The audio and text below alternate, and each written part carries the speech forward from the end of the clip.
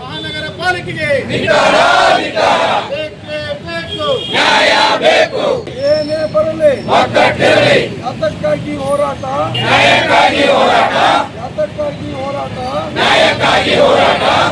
ಮಹಾನಗರ ಪಾಲಿಕೆ ಆಡಳಿತ ಮಂಡಳಿಗೆ ಮಹಾನಗರ ಪಾಲಿಕೆ ಆಡಳಿತ ಮಂಡಳಿಗೆ ಬೇಕೇ ಬೇಕು, ನ್ಯಾಯ ಬೇಕು, ಬೇಕೇ ಬೇಕು, ನ್ಯಾಯ ಬೇಕು.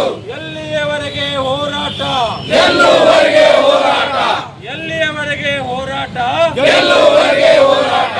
ಯಾತಕ್ಕಾಗಿ ಹೋರಾಟ, ನ್ಯಾಯಕ್ಕಾಗಿ ಹೋರಾಟ, ಯಾತಕ್ಕಾಗಿ ಹೋರಾಟ, ನ್ಯಾಯಕ್ಕಾಗಿ ಹೋರಾಟ.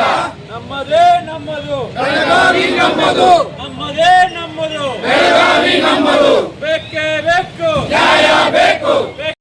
ಏನು ಕಳೆದ ಮಾರ್ಚ್ 26ನೇ ತಾರೀಕಿನಿಂದ ಬೆಳಗಾವಿ ಮಹಾನಗರ ಪಾಲಿಕೆಯಲ್ಲಿ ಬೆಳಗಾವಿ ಕರ್ನಾಟಕದ ಅವಿಭಾಜ್ಯ ಅಂಗ ಅಂತೇಳಿ ಒಂದು ಸಾಲಿನ ಒಂದು ಗೊತ್ತುವಳಿನ ಅಂಗೀಕರಿಸಬೇಕಂತೇಳಿ ಸುಮಾರು 15ಕ್ಕೂ ಹೆಚ್ಚು ಕನ್ನಡ ಪರ ಸಂಘಟನೆಗಳು ಕೂಡಿಕೊಂಡು ನಾವು ನಿರಂತರವಾಗಿ ಹೋರಾಟ ಮಾಡ್ಕೊಂಡು ಬಂದಿವಿ.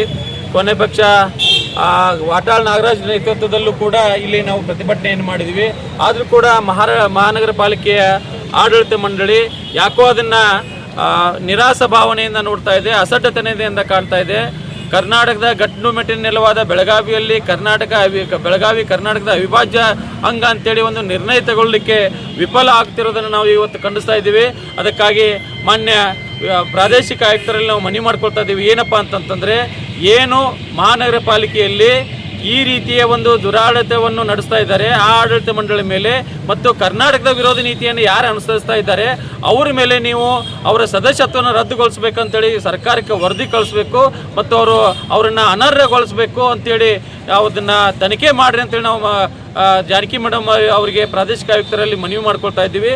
ಮುಂದಿನ ದಿನಗಳಲ್ಲಿ ಇದಕ್ಕೂ ಮನೆಯದೇ ಇದ್ದರೆ ಮುಂದಿನ ದಿನಗಳಲ್ಲಿ ಮಹಾನಗರ ಪಾಲಿಕೆಯನ್ನೇ ಸೂಪರ್ ಸೀಡ್ ಮಾಡುವಂಥ ಒಂದು ಹೋರಾಟವನ್ನು ಕೈಗೊಳ್ಳಬೇಕಾಗ್ತದೆ ಒಂದು ಎಚ್ಚರಿಕೆಯನ್ನು ಕೊಡ್ತಾ ಇದ್ದೀವಿ.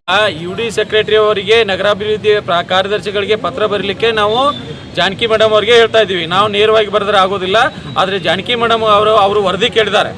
ಪ್ರಾದೇಶಿಕ ಆಯುಕ್ತರಿಗೆ, ನಗರಾಭಿವೃದ್ಧಿ ಕಾರ್ಯದರ್ಶಿಗಳು ವರದಿ ಕೇಳಿದ್ದಾರೆ. ಆ ವರದಿಯನ್ನು ಕೊಡ್ರಿ ಅಂತೇಳಿ ನಾವು ಪ್ರಾದೇಶಿಕ ಆಯುಕ್ತರಿಗೆ ಮನವಿ ಮಾಡ್ಕೊಳ್ತಾ ಇದ್ದೀವಿ.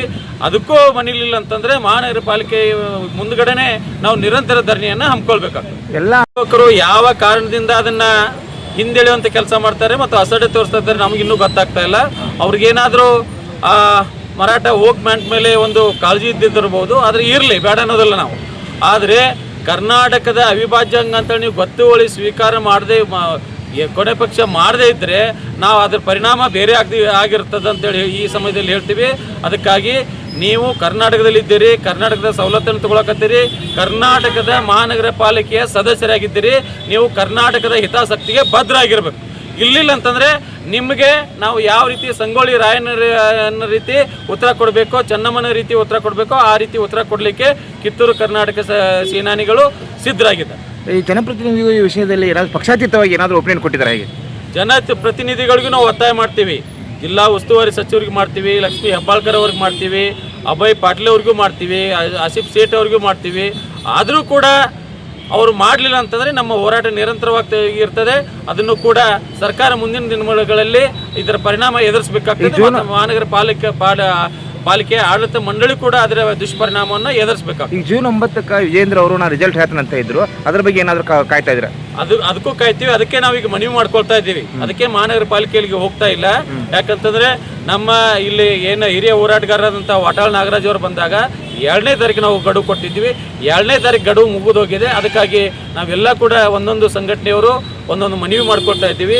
ಇದಕ್ಕೆ ಮಣ್ಣಿನಿಲ್ಲ ಅಂತಂದರೆ ವಿಜಯದವರೆಗೂ ಭೇಟಿ ಮಾಡಿ ಮುಂದಿನ ಹೋರಾಟವನ್ನು ತೀವ್ರಗೊಳಿಸುವಂಥ ಕೆಲಸ ಮಾಡ್ತೀವಿ.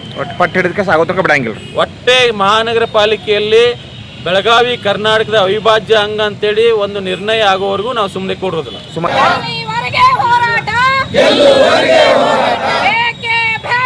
ನ್ಯಾಯ ಬೇಕು.